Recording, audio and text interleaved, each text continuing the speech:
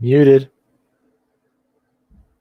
Yeah, I do that all the time. I do that because when I start, it doesn't mute you. I think anytime you start live and it's not on a camera screen, they should mute it.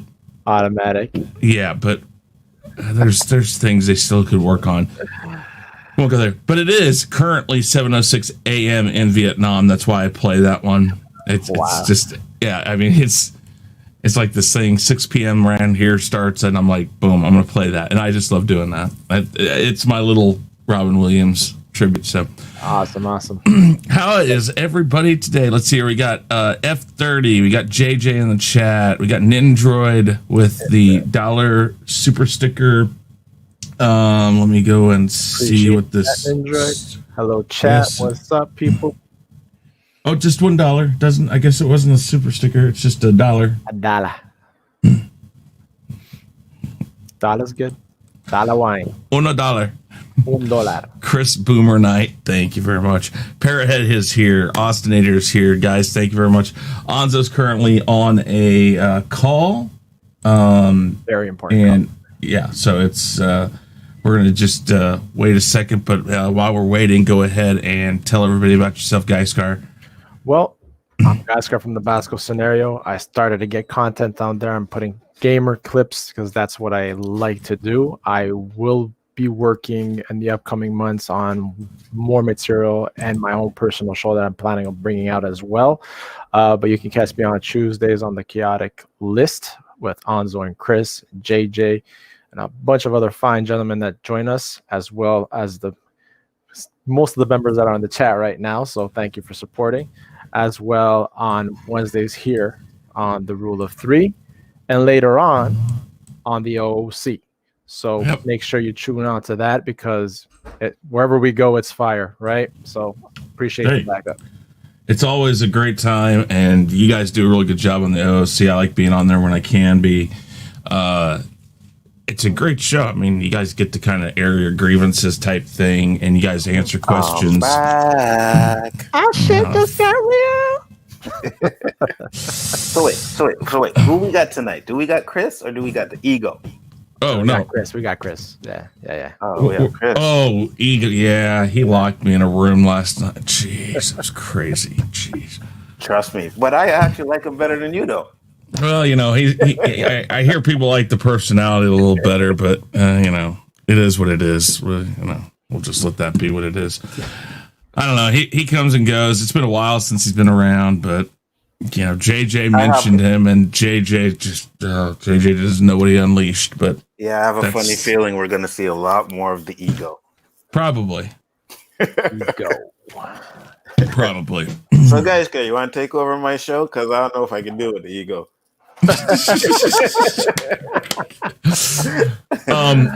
But hey, since you're back, go ahead and tell everybody about yourself, your channel, all the fun stuff. Go right ahead. What's up, guys? Biggaford Entertainment. Just want to say, check out the show tonight, the OOC. Hopefully we're going to do like reviews of 2020, sorry. All the bad shit that happened, discuss it and stuff like that. I know Roberto has a topic he wants to get off his chest as well. So we'll be discussing some of that. It's going to be a good show. I do appreciate all you guys coming to check it out. Much, much, much appreciated. Mm-hmm. Cool. Most def. So let's see here.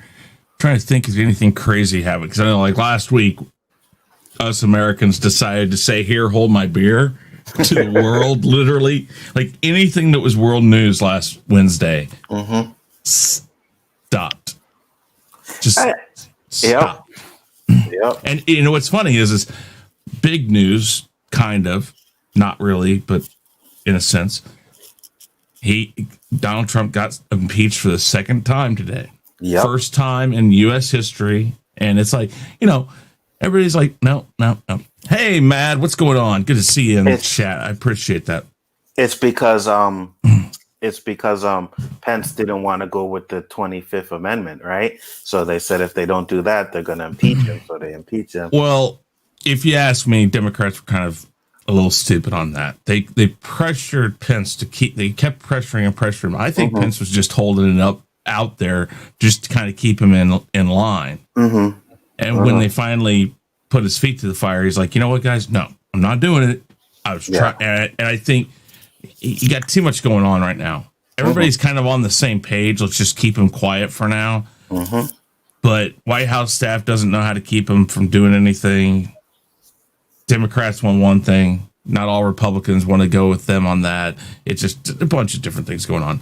But Because they're pussies, man. That's why they're fucking pussies. No freaking testicular fortitude and no fucking morals. Say it simple. That's what it is. Soft, fucking nasty. People are just and bullshit. Well, you know, whether or not, and I'm not going to get into the political side of this completely. Yeah, I know. I want to touch base with this. There's a reason why you don't put somebody like Donald Trump in the White House. Now, I'm not saying those of you who may have voted for him are wrong. I'm not. Listen, you have every right to vote who you want into the White House. But there is a reason why things have been so chaotic for 4 years. It's because politicians understand politics.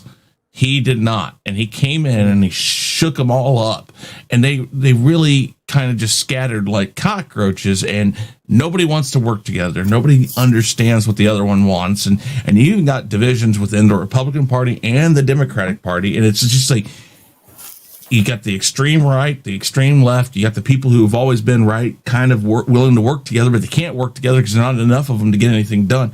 It's just crazy stuff. So, yeah. Whatever, it is what it is, and yeah, I mean, and that's the big thing. I think that they will. I don't know. I don't know if they'll convict him. I don't know if it really matters at this point. I think they're just trying to do it so that he can't run in 2024. He can. No, if they don't convict him, if they don't convict him, he can. Yeah, I know, and that's what I'm saying. If they convict him. And believe me, they're going to do whatever they can. If Mitch McConnell goes on board with the Democrats, it's over. It's going to happen. The reason why he didn't last time was the collusion thing was, while there was some evidence pointing towards the possibility, there wasn't enough there. There just wasn't. And I admit to that. But this one, I'm just not sure how you can twist it to be anything other than what it was. But like I said, we talked about that last week. So let's jump into the topics today. We got some good topics. Mostly let me just Disney. Answer this one. Matt Mardigan. Yes, I did see that the Rockets traded hard into the Nets today.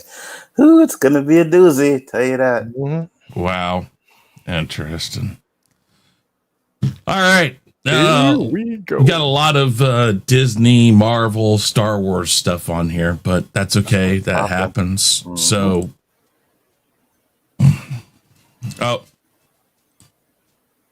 yeah, I mean, come on, Chris. There we go. There you go. There are rumors that Deadpool might get cameos in either Doctor Strange and the Multiverse of Madness or Thor, Love and Thunder, maybe both. Jeez. That's what I was going to say. Is this necessary? Really? Listen, you have typos at times, so do I. I admit it, because when you type up your own stuff, it's guaranteed you're not going to see it. I just think, is this necessary? No, Jesus. Is this necessary to introduce him to the MCU? Who wants to take this first? I'll go. Okay. Let me get the timer up. 3 minutes is on the board, and your time starts now. Boom. Okay, I will say I don't think it's necessary to do that because he's already had 2 big popular movies. But I mean, I guess you want to make sure that everybody understands that he's a part of the MCU now, so I get it. You know, it's just like, what kind of cameos will he have? Little small cameos in the movies. I guess I'd be okay with it, but I don't think it's necessary. Deadpool 1, Deadpool 2, they made over, $400 million, if that, I don't know. Their full box office take, I could check it out. But regardless of, so we all know who Deadpool is. We all want him in the MCU. The only thing I think they really needed to let people know was that his movie is going to be R-rated. That's the biggest issue that a lot of people had with him going over to the MCU, because with Disney and the banner, everybody's like, oh no, we're going to get a PG-13 Deadpool, and Deadpool can't be PG-13. And I'm 100% sure Ryan Reynolds would not have been on board with a PG-13 Deadpool, right? And if you don't have him, I'm sorry, but he's mastered that role. That's his role. No, it is. You know what I mean? So you can't put anybody else in that role. You know, people like to say, oh, well, Hugh Jackman, that was Wolverine's role. And it kind of was, but you still can kind of replace him. You know what I mean?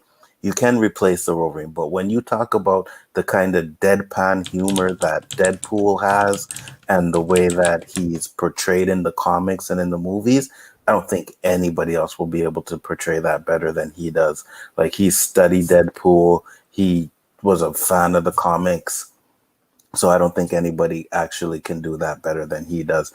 So that's my thing, is like, just let us know that we're getting an R-rated Deadpool movie, because that's what the people want. Me personally, I wasn't a big fan of the first two. The second one was a little bit better.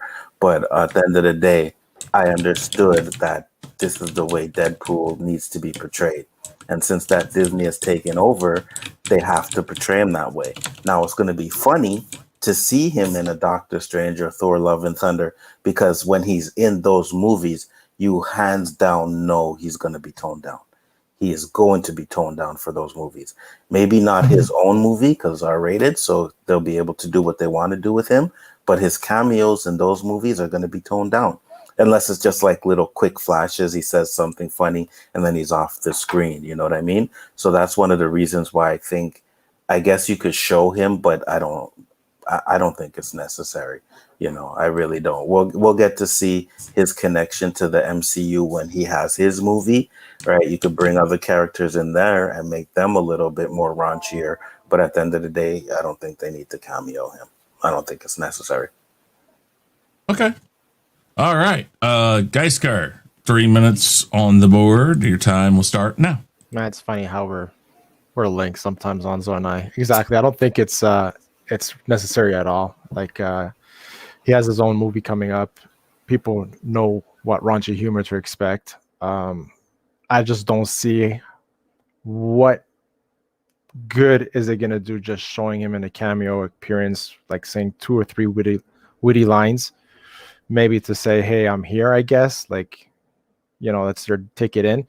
Where I see it working the most would be in Doctor Strange's multiverse, as a quick, I don't know, like a shot to like one of his movies, and all of a sudden you see him looking up going, what the fuck is this type of thing, right? What are you doing here? And an interaction with Doctor Strange, that I would find funny, right? Because, you know, Doctor Strange is, you know, really serious about the whole thing, and, you know, Deadpool definitely takes everything like a joke.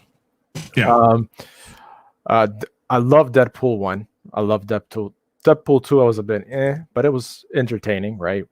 You got to see more of Colossus and stuff like that, which they, you know, made him into like a kind of a wuss compared to the comic books.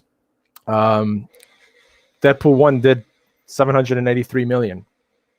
So they're definitely going to make money. Disney's not worried about that. They're letting it go. I can see that Disney now is just letting Marvel be Marvel and letting them do whatever R-rated movie they want to do, and giving the fans what they want. Saying this, I agree with Nzo 150%. When Deadpool's going to be in the other movies, he will definitely be toned down. But then again, it's going to work the other way around. When characters from the MCU are going to be in his movies, they're going to, you know, ignite it. Like, I'm dying to see the new Wolverine with Deadpool in an R-rated movie. Yeah. That is going to be fire, because we all know that there's a history between these two characters and how they're going to bring back their connection. I'm very curious to see what that is, because there's going to be F-bombs, all types of freaking blood and gore, you know, with the whole healing factor of Wolverine. I'm dying to see the whole adamantium thing going on. I'm really curious, the whole Weapon X program, right? I'm really curious how Marvel's going to bring this about, because are they going to bring Wolverine? I know I'm going off to Wolverine because they're so interconnected because they're part of the same program, but I'm just curious to see how they're going to do this. As a big X-Men Wolverine comic book buff, I'm curious, and I think it's going to be fire when Wolverine. And you're right too, because when X-Men and them come in, there's gonna be a crossover between Logan and Deadpool for sure. Yeah, and I'm just freaking dying to see how that's gonna happen. Because remember, we got those little, when you see Hugh Jackman, that's a shame that it's not Hugh Jackman, because the chemistry that they have together, I have a way to do that. And I'll use this as part of my time. You could bring him in as the old man, like before the Logan movie, but somewhere where he's relatively old and he's sitting there, maybe relaying what happened to him, and then have them start with a crossover, do the Deadpool movie, do a Weapon X movie, and start there, and then rebuild Wolverine with a new actor, because you could get Hugh Jackman to play himself older for just a part of the movie, narrate it, do something, maybe, I don't know. It's one of those things. Does he need to be in those movies? Does he need cameos? You guys are absolutely right. He does not need to be. I want to see it though, because here's the thing: will he be toned down? Yes, but you won't know it, because it will only be a quick glimpse. If it's in the Multiverse of Madness, it'll be he goes to a different dimension or a different, like he's in a different part of the world, and Deadpool's there. Doctor Strange opens the door and he's like, "Ooh, I've always wanted a tall, dark, and handsome man," or something weird like that. It will be something quick that, while it's toned down, it won't be, because when he says whatever he says without a curse word, Ryan Reynolds can deliver that line in a way that you'll get every bit of what he's saying without having to do it. They'll find the right line to put right there, but that's the only way he can be brought in here, because if you have him in too long, you can't water him down for long periods of time. Right. And so I think if you bring him into either of these movies, it's going to be relatively quick. Of the two, Doctor Strange probably works better, because I don't really see how you can tie him into Thor too much. Yeah. And I could be wrong. I mean, Taika Waititi has done some crazy stuff and gotten away with it. I mean, he gave us Beta Ray Bill without giving us Beta Ray Bill. So yes, it could be something like that. His face somewhere, whatever.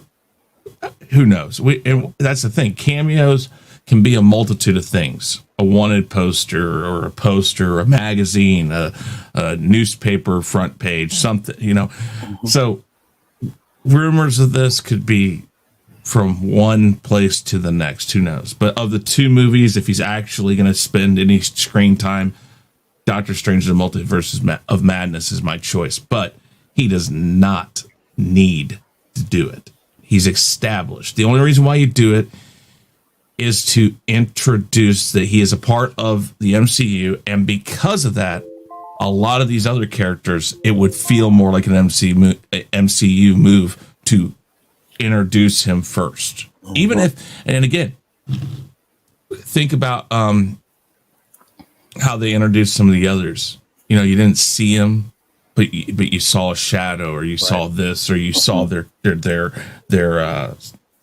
costume or whatever.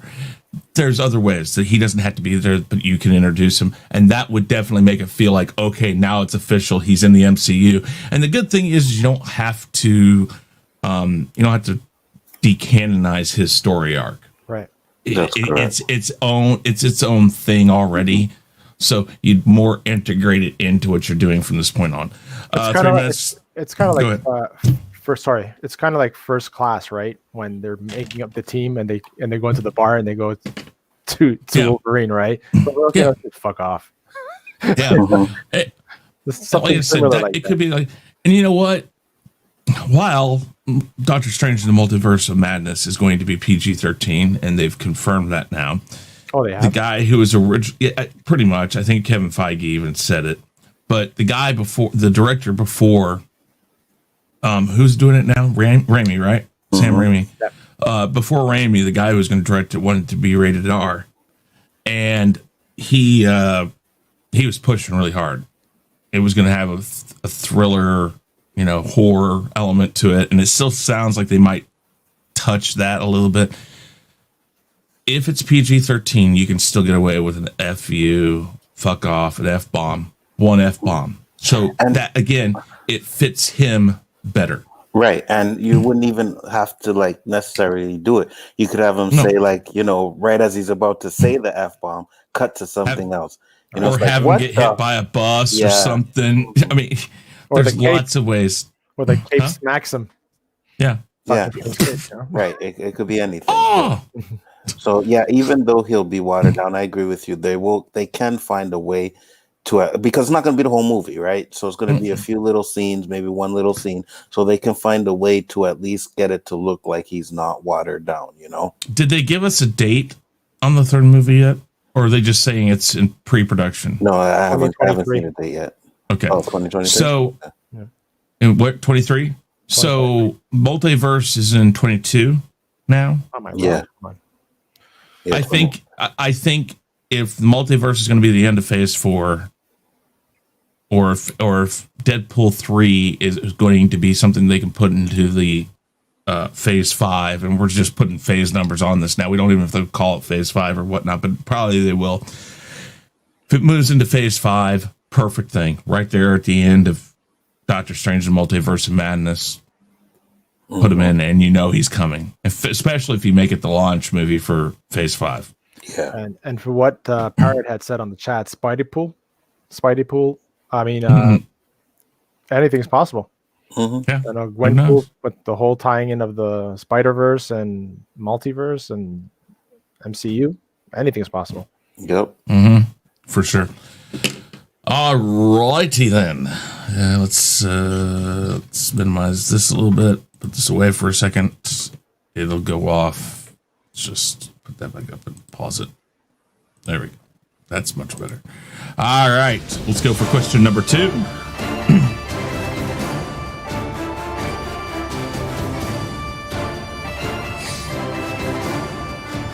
Do you think Marvel should get another crack at a Hulk standalone movie? And many people will know that other than the use in team movies or in cameo positions, Universal's locked down. Yeah. They've locked down the Hulk character for standalone. They're the distributors, right? So yes, that's the reason why they own the rights to the character. Yeah. And again, and of the two companies that own another portion of Marvel, which I think these are the last two outstanding properties, is the Spider-Verse and Hulk. Of the two, Spider-Verse is coming to Marvel long before Hulk will, because Universal's more solvent. They're more stable in their position. But let's do this. Gaiskar, why don't you start this time? And I see Parrot Head says, so long as it's a different actor. That's interesting. All right. Gaiskar, go ahead. Well, like you just said, right? Universal pretty much cock blocked them, so they won't be able to do a movie anytime soon unless they're the ones doing it. Do I want to see one personally? I don't. It's just, what can they do? I wasn't really into the comic books much. I did have a few, especially when, Gray Hulk went back to being Green Hulk and all that. I did follow that part. But I don't know. I was disappointed when the first one came out with Ang Lee, right? I saw that and I was like, I didn't like it. It just felt too, I don't know, I was going to say fake. The Hulk didn't look good to me. I can see that. The second one, I forgot his actor's name, the one that everybody hates working with. Edward Norton. Edward Norton. Yeah, Edward Norton. Yeah. Exactly. You know, I actually enjoyed that one. I hated him as Bruce Banner. But the movie was great. A standalone movie. I don't know what could they possibly give us if it's not with another superhero next to him to make him look big, right? Because what the movies have proved so far is, yeah, the Hulk is cool as long as someone else is there with him, right? You know, yeah, and Thor, you had him, and you know, Hulk was there, and the Thor movie. Was it? Yeah, it was the Thor movie. Exactly. He was there with in the jail. Yeah. If it wasn't Ragnarok. Ragnarok, exactly. If it wasn't for that, you know, did the Hawk need to be in Ragnarok? No, he didn't. But it's like they were looking for him to be somewhere, right? Avengers, of course, he's part of the Avengers. He had to be there. But as a standalone movie itself, I don't know. People might hate me for saying this. There's zero interest from my part for it. Zero. Okay. None whatsoever. Right. Yeah. And with that said, I mean, do you guys know? I mean, is it just the Hulk that they have locked down, or is it the whole like She-Hulk and Red Hulk and all that? No, it's just Hulk. Mm-hmm. Okay. Yeah. See, that's the thing, because I mean, Abomination, I've heard, is coming back in like the She-Hulk series. Mm-hmm. General Thunderbolt Ross is going to be there supposedly as the Red Hulk. Yeah, Hulk. Yeah, I mean, but so yeah, I mean, there's an avenue for it, but where that avenue is, yeah. So, Nzo, 3 minutes. Go ahead. I'm glad we got this question out there, because I absolutely do not want them to get another crack of the Hulk. They have fucked up the Hulk so much that I can't stand what they did with him anymore. I was the hugest Hulk fan growing up. Had all the Hulk comics, my favorite character. Hulk's the strongest there is. Man, I remember when they did the comic book where they separated Bruce Banner from the Hulk, and he went rage and fucked up every single superhero there was. Now you get to the movies, and the first Avengers, it was like, okay, Loki was scared of the Hulk the most. That was his whole plan in Avengers, was to take over, but to get rid of the Hulk. Because when Black Widow's like, oh, we have an army or something, he's like, oh, I thought the Beast was gone, right? So they were scared of the Hulk. Then we get to Avengers 2. Hulk gets beat by the Hulk Buster. I'm like, no, sorry, it's not happening. Then we get to the worst one of all for me, which is Ragnarok, which just destroyed everything that the Hulk was to me. They had him like a 10-year-old baby. He got beat by Thor. And I know people were like, oh, well, he didn't really get beat. But yeah, he did. And when I read the comics, and I've read the comics, and when I watch the cartoons, I'm sorry, but 9 times out of 10, if not 10 out of 10, Hulk always beats the shit out of Thor.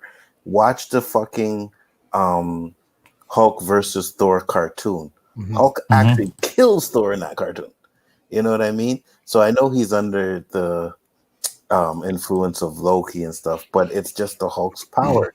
He's the strongest there is, and in the MCU, they don't portray him like that. And this is the biggest issue that I have with him. They could have done so much before they made Professor Hulk. They could have showed how, Bruce Banner had that dynamic of not wanting to be the Hulk and hating the Hulk. They started off with that, but then after, towards the end of Avengers, the first one, he's okay with it.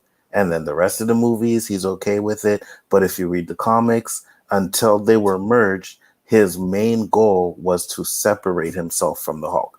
That's what it was, because Hulk was too unreliable, too unpredictable. And I just think what Marvel did with him, they watered him down way too much for me to even enjoy what they're doing with the Hulk, They could have even redeemed him and gave him a second fight with Thanos. He didn't have to win the fight, but at least hold his own better than he did in Infinity Wars, which I can understand why they, made him get beat like that. I completely do. But they could have redeemed it in Endgame. They didn't do it. So I do not want to see them do anything with Hulk. Thank you. Huh. Yeah, great points. But I gotta have to say something, Hanzo. You do know that Spider-Man punched the Hulk into space, though. Yeah, when he had the cosmic powers, though. When he had the Power Stone. Yeah. Not regular, though. I know. I mean, let's put it this way. Hulk that was a nice cover, though. You remember the cover was by Todd McFarlane, man. It was beautiful. Yeah. Let's be real. Hulk has been beat, but it's not like he's easy to beat. You know what I mean? And in the movies, it's just like, anybody can beat him. I'm like, no. And I agree with you. And Ragnarok, they made him look like a real fucking pussy, man. Facts. Yeah, I do actually. I do want them to get another crack at it, but caveat here: it's going to have to be after Multiverse of Madness because they're going to have to reset what the Hulk currently is. They're going to have to, because you're absolutely right, Anzo. I mean, I'm okay with them toning him back and not like being, guaranteed to win everything, but yeah, they're just they don't. I mean, this guy was just could go through anything and everything, and they never really showed that well. They never really gave it the full potential. It was pretty. I liked the second movie. I liked the first movie, but for the look, I think the look of it was really cool. But I understand the cartoonish nature of the Hulk and the dogs and all the other stuff going on. But the second one, I think, really did have a lot of potential, and they were opening up a storyline that that I think would have worked really well. Huh? They just abandoned it. Yeah, I know. It's like, they never touched on it again. So I don't know again if that was because Universal said no more standalones or what, but Universal did a horrible job too. So, I mean, it's like, what the hell do you want? I mean, at least there's some chance with Multiverse of Madness you could reset the Hulk. Do I want to see Bruce Banner get killed? Or the Hulk, the Professor Hulk? I want to see, if anything, they could kill him, and in the Multiverse of Madness, bring him back. Just have it be a badass Hulk coming from another dimension. You could get Mark Ruffalo to play it again if you want. I don't care, because I don't have a problem with Mark Ruffalo. I think he did an okay job. But I mean, I wish he'd keep his mouth shut. I hate when actors go out and start telling us how to be political or whatnot. I just stay doing what you do. Just please. There's enough people talking on a camera that don't need to be. Yeah, anyways. But that's the only way I think it can work. Because, this current iteration of Hulk has just gone downhill from the get-go. The movie was good that Marvel did. The first, the Avengers movie, it was okay, but every iteration after that has just gotten less Hulk.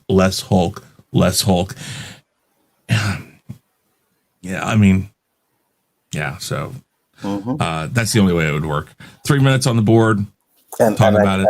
Yeah, I agree with you 100%, man, because they had so much things they could have done with the Hulk. And if you remember in the first Avengers, right, the one thing I kept saying is, why are they making Hulk move around like a monkey? He moved like a monkey and a gorilla, you know what I mean? Like he had his hands on the ground, and I'm like, why are they making him move like that? They changed that in the other ones, but I never understood that. And I think the best looking Hulk was the Edward Norton Hulk. You know what I mean? That was the best looking Hulk. That is the Hulk that they should have kept him looking like that. They could have put Mark Ruffalo's face on it, but that's the body that Hulk should have had. You know what I mean? And like I said, of all of it, I'm surprised, because if Universal's locked down the character and said, no, you can use them in your team up movies and cameos, but you can't make another standalone. I don't know what about the second Hulk movie made that decision come out, because if anything, that Hulk is as close as we've gotten to the Hulk we need to see. Yeah. And again, the storyline wasn't bad. Edward Norton. I mean, again, you're on your third actor. It's a face on a digital character. As long as they can play mild mannered Bruce Banner as a scientist, which just about any actor who can act out of a wet paper bag could pull that off. They had it right. So I'm surprised Universal pulled the plug on standalone movies. But I don't think Universal pulled the plug. I think Universal is the distributor, and Marvel doesn't want to make a standalone Hulk because they don't want Universal to be distributing the movie. So when they made the contract, they had the option to use Hulk in like cameos or whatever, but if they made a standalone movie, it would have to be put out by Universal. That's yeah, what they I did. Yeah, But Marvel, the Marvel Comics or the Marvel Studios did it. Universal distributed it. Right. So that is probably the big thing. Is Disney's like, no, we'll distribute it. But right. Again, they've worked with Sony. They've figured it out with that. I would think they could figure it out with Universal, but Universal can instead. Universal can hold their ground, though. Again, Universal's not in a. They're not in a financial hole. I mean, Sony can weather the hole. It doesn't matter to Sony. It's a loss. It's tax. It's a tax write-off every year. It's not Sony that has an issue. They just don't want it anymore. They're done with the movie section. They're like, get away. But, I mean, it is what it is. I don't think it's anybody's worry right now. It's just, and again, the biggest problem is they've continued to emasculate the Hulk. So, like, if you remember Avengers, one of the funniest things he did was when they were on the fucking the alien thing, and him and Thor are standing and he punches Thor in the face. I was like, yeah, that's what I'm talking about. That's Hulk. Oh yeah, it is. All right, it is rumored that Liam Neeson wants to return to Star Wars. Do you want to see him come back? Move that. Put it in.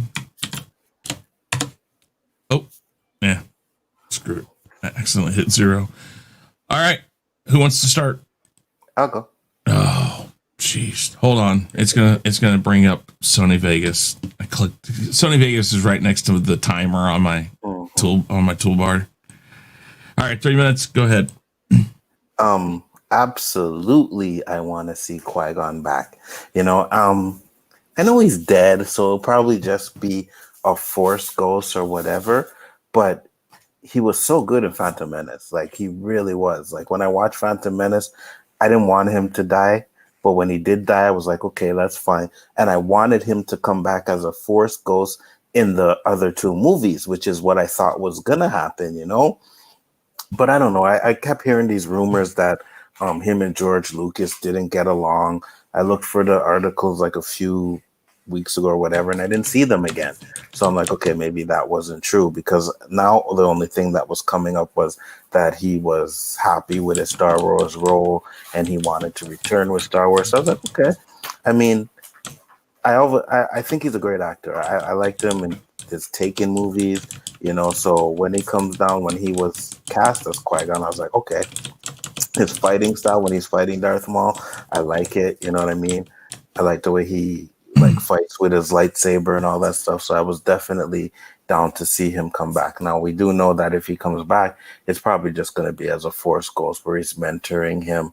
But yeah, I don't think Disney will do the stupid shit that they did in the movies where the Force ghost can create lightning and tap fucking Luke on his head and shit like that. At least I hope they don't do stuff like that. But if they bring him back, I'm definitely down for it. I mean, what can I say, man? Liam Neeson, Qui-Gon Jinn. I don't know, man. Like I said, I do. I'm hoping that they bring him back in the Obi-Wan series.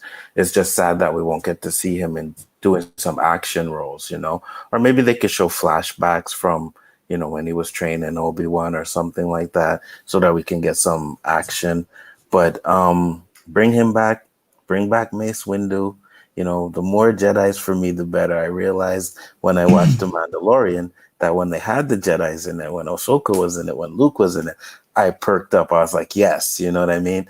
That's what Star Wars was about. I know they're trying to get off into other stories, but Star Wars was about Jedi and Sith. They weren't Jedi and Sith in the original trilogy, but at the end of the day, this is what Star Wars was about. The Force and the mystical stuff about it. And that's what I actually want them to get back to. I want to see Obi-Wan. I want to see Mace. I want to see a new trilogy with Jedis and Sith and stuff like that. Just don't make the same mistakes you made with this trilogy sequel. Have a plan. You know what I mean? Regardless of whether the movies are good, as long as you have a plan from start to finish, at least we know what you were trying to do, And that's the biggest issue that I had with those ones. So yeah, bring back Qui-Gon. Bring him back. Hashtag bring back Qui-Gon. Go ahead, Gaiskar. Definitely. You saw it at the end of the third episode where Yoda tells Obi-Wan that he would have that Qui-Gon is waiting for him, and that he was going to train him how to converse with those that have passed onto the Force. So right there is the open door for that whole storyline of Obi-Wan and Qui-Gon. And I think that they're going to try and milk it if he comes on board, which I don't see why he wouldn't. He's shown interest. And John Favreau is probably going to, and Dave Filoni are probably going to sign him up for it. There's going to be definitely flashbacks to when, him and Obi-Wan maybe, with younger CGI, younger actors or CGI going back to when they were doing missions and back in the day, right? When they were, master and apprentice. Before Phantom Menace. Before Phantom Menace, right? And this goes the same with Anakin and Obi-Wan as well. We all know that Vader's going to be present in the Obi-Wan series, so there could be flashbacks when they were doing missions as well, and just more connection between what that brotherhood that they build up. So you're going to have the brotherhood of Qui-Gon and Obi-Wan, right? And the values that Qui-Gon was passing on to Obi-Wan, because we all know that Qui-Gon was really a rebel on the Jedi Council, right? He listened, but he still did what he wanted to do. You got this in the Legends. You got this a little bit in the movie as well, when they say no, you can't train him, but he still said, "You stay close to me and learn." Right? So that shows a lot of character, and to be able to see a little bit more into that by him coming back, that's what the fans from the prequels are going to be like thirsting, right? That knowledge, who really is Qui-Gon, because we didn't really get to know him in that one movie, right? Yeah. So I think it's a great idea. The possibilities are endless as long as they do it right, which, if they have Dave Filoni behind the wheel, I think they will. I agree with you. That's what I'm saying. Like, just let Dave Filoni and Favreau do what they got to do with Star Wars, man. And if you're gonna let Kathleen Kennedy run it, but at least give them the freedom to do what they want to do. Absolutely. So Liam Neeson left Star Wars because it wasn't his bag, he said originally, and he repeated it in February of last year. He was asked again, and he said, it says here, "I'm not really a huge fan of the genre. I think it's Hollywood with all the bells and whistles and the technical achievements and stuff, which I admire, but I have no desire to go into the gym for 3 hours every day to pump myself up to squeeze into a Velcro suit with a cape." He also said that he wanted to focus on stage work, like theater, like thespian stuff, and then he started doing the Taken series and stuff. And I'm sitting there, I'm like, well, if you're willing to do this, why didn't you go back to Star Wars? So I started digging into it, and this article that I'm pulling this from does mention the fact that he was asked to reprise his role several times. He didn't in Attack of the Clones. They just took, I think, a line that wasn't used in Phantom Menace and put his voice in Attack of the Clone. He was supposed to be in Revenge of the Sith, which is why they leave that thing. But I guess something happened. He couldn't shoot the ghost scene or something. I don't know the whole story behind that. But he did reprise his role as a voice actor in Clone Wars a few times. Yeah. So they do have the proper way to jump off Force Ghost. Easy do. You can do the de-aging if you want to do flashbacks. They're going to have to do something more than just, Obi-Wan in the desert. So yes, there's if you want to stay away from the problem of him leaving the planet to not be watching Luke, you're going to have to find some other medium in different areas to go into. One's flashbacks, really good thing. Get to learn why Obi-Wan is who he is because of how Qui-Gon trained him. And that would be really helpful to see. Plus, it gives us an easy way to have a precedence of going before the Phantom Menace, because currently we have nothing before that. So if you do flashbacks, you now have a way to go back further than the Phantom Menace. So that's an easy thing to do there. But yes, I want to see this. I liked Qui-Gon. I was okay with him dying. It wasn't like it was necessary because it was an add-in character. But it will help the series Obi-Wan out if he comes back. And it sounds like everything that is out now is that he wants to. So looks like that's that's something that's going to happen. Hopefully, I would assume it's probably something that's already been talked about. With Obi-Wan confirmed now, but not. I guess it's not shot. Again, it won't take a lot to use him. You get few, like maybe a 2 or 3 shooting days worth of him, and you spread it out throughout the series. I'm sure they have actors knocking on their door right now, especially during what's going on today with movies not coming out in the theaters, and they're seeing that these miniseries on Disney Plus are doing well. I'm sure anybody that had anything to do with Star Wars are, hey, Dave, how you doing? For sure, because I'm sure they're feeling it too. There's not that much, people are going to bring out movies, but they're not getting paid the big bucks that they usually get paid. And let's be real. What do people know him for? Taken and Qui-Gon. You know what I mean? This one, here's another part to this article. It says, actually, I was acting. Yeah. The Dark Knight. Batman Begins. That's what the Dark Man was it one? Yeah, he did Dark Man. Yeah. It says here, I was acting to tennis balls, which were ultimately going to be little fuzzy creatures and stuff. That was interesting acting wise, and try to make it all seem real. But that was the last. It was quite exhausting. I think he's looked at it now after doing Taken and all that. He's probably, because come on, he's done 3 Taken, right? You can't tell me he wasn't being put through the ringer to have to, work out all the time for that. If he did that for 3 movies, come on. You're only going to ask him to do bits and pieces. Your character's dead. It's going to be a Force ghost. You're going to be standing in one spot. I mean, yeah, I guess the Force ghosts do move around, but I mean, really, like I said, 2, maybe 3 days of shooting, and you're done. Go home, and you're going to collect a nice check. I agree. And maybe next season, depending on how long, I've heard a one-off season for Obi-Wan. I've heard multiple seasons. However they do it, multiple seasons. Come back next season, 3 days. We'll shoot some more and spread it out throughout the series. I mean, that's you never know that they might be able to give him his own prequel spin-off. You know what I mean? Exactly. Yeah. So, but it's exactly like you said, though, because even after Taken, he did a few of those like action type of movies. You know what I mean? So, I mean, at the end of the day, is he in the Expendables at all? No, he's not. I think so. Okay, I couldn't remember if he was or wasn't. But but that's a good idea to put him in there as the bad guy. I'd be down for that. Yeah, I mean, he could play that type of a character, a bad character. I will take that away.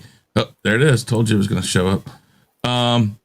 Let's just touch a couple of these quick ones. I'll put it back. Yeah. I want to touch on them. We'll just do this really quick. This one right here. Liam Neeson feels that Star Wars is fading from the big screen. Do you think he has a point? He does. You think so? Right now? Absolutely. I don't think so. Yeah. Okay. Right now, given the yes. circumstances, yes. But I think in the context that he's talking about, no. Okay, that's what I'm going with. I don't think it is. It's just necessary right now. This is working. This type of production, they can shoot it away from everything. Canada's open for shooting. Great Britain is open for shooting, even though you guys are locked down. I think that's ridiculous. If they're going to let them shoot, come on, people. Anyways, yeah. Anyways, but it's necessary. That's the only reason why it's like that right now. But I can see his point. No, me too. But if you put out a good Star Wars movie, you like good $1 billion, hands down. Without the pandemic and everything. So people still want to see Star Wars. They just want to see good Star Wars. You know what I mean? Give us a start, middle, and end if you're going to make a trilogy. That's what we want to see. We don't want to see a jumbled up mess that was the sequels. Now, regardless of whether you like the movies or not, the sequels were jumbled. They had no structure or no plan. No connective tissue. Right. 1 and 3 work together, kind of. But it should go 1, 2, 3. They should just keep feeling like they're connected. And you're absolutely right. They didn't.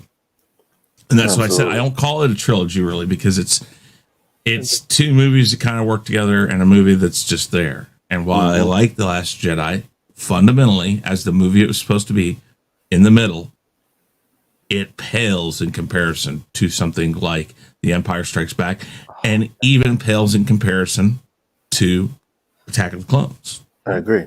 100%. Because those two movies helped the story move forward. Empire Strikes Back is the pinnacle of how to do a middle movie. Yep. Attack of the Clones, it's serviceable. But, yeah, okay.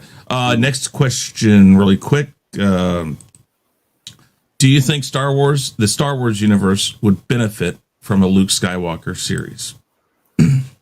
Yes. I don't know if I really want to see one, but at the end of the day, if you do it right, damn right. I mean, look what happened when we saw Luke Skywalker at the end of Mandalorian. People lost their freaking minds. People had to change their underwear. Yeah, exactly. So yeah, give us a Luke Skywalker series done right, and you'll bring the Star Wars fans back right away. I think that yes, but it shouldn't be longer, max 2 seasons. I think anything they're going to try and prolong, they're going to shoot themselves in the foot. They got to get to the point and give us something to connect what's going on when you see him in The Mandalorian to what happens in the sequel trilogy. And like I said, you're never going to make it completely make sense, but you can at least mend that hole. It's literally a huge.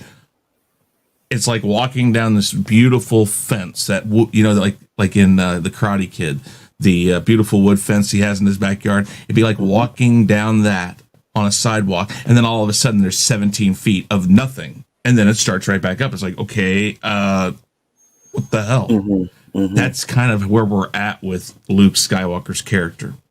And of course, anything you put in between there and that 17 foot's going to at least make it look somewhat better.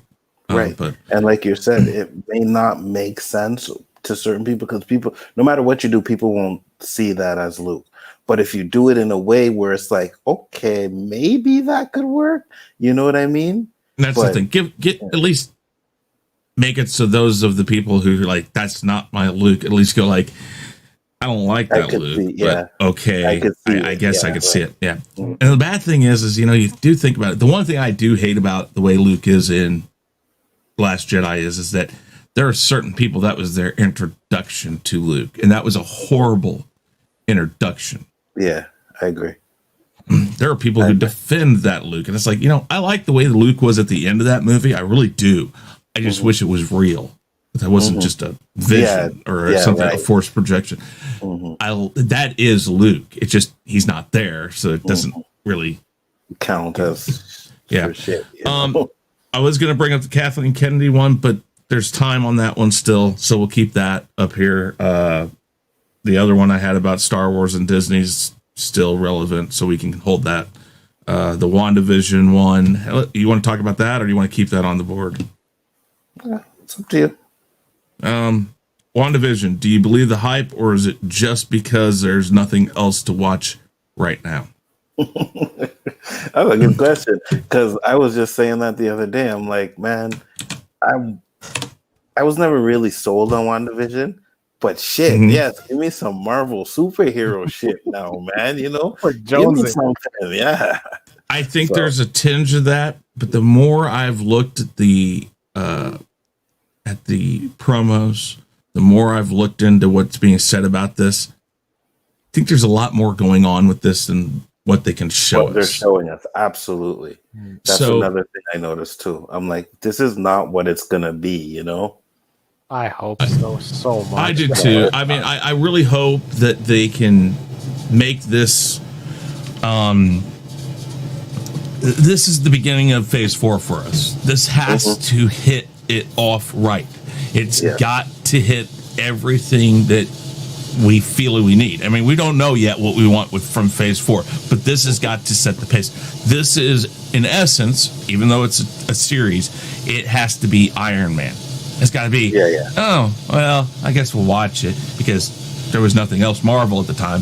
And then when you came out of it, you're like, holy crap, I never thought that I would, oh my God, what the hell? What's next? Because they put the thing at the end where, you knew it was leading somewhere else. It's like, if they can do that, I think it'll spark excitement for what's else coming out with Phase 4. There'll still be questions, but this has to set the excitement level for everything else. If we come out of this and I did say that I think Mandalorian Season 1 is like where it is the minimum of what it can be. It needs to kind of be really to make everybody really wanting Phase 4. It's going to have to be Mandalorian Season 2 finale level. I agree. That's where it really needs to be. But and that first episode has to hit. Like that first hour episode, it has to hit. Like maybe end with a holy shit type of thing. You know what I mean? Exactly. But it has to hit.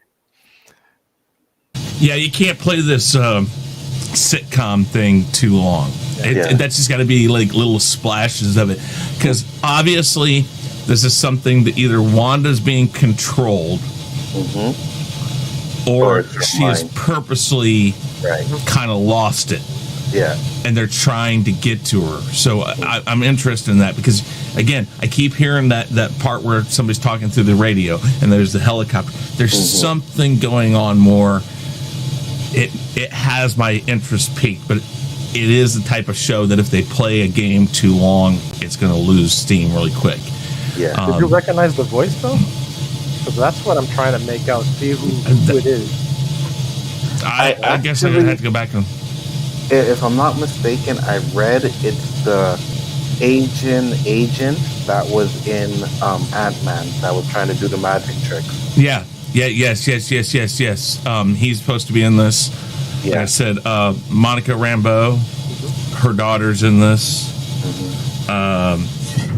And again, I would not, depending on how many seasons of this, if this is a one and done builder or if it's several seasons, whatever they do, if this is supposed to attach to Doctor Strange and the Multiverse of Madness, like we're still hearing it's going to, bring Benedict Cumberbatch in.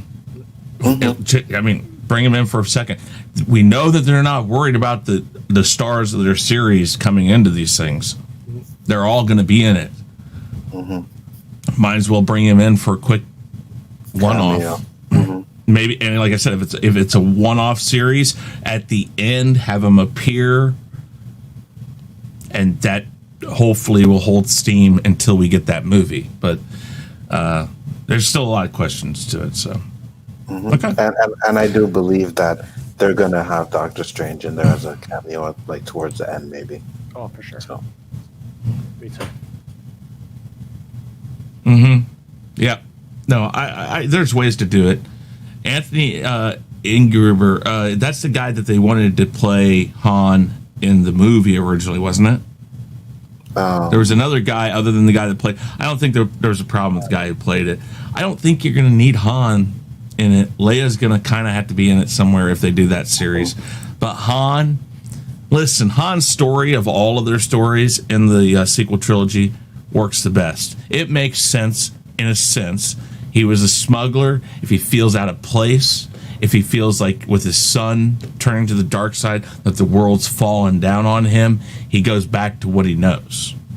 It makes more sense than anybody else's. He was always the loner. He goes back to being a loner. Him and Leia kind of drift apart. Leia's focused on keeping the Republic going.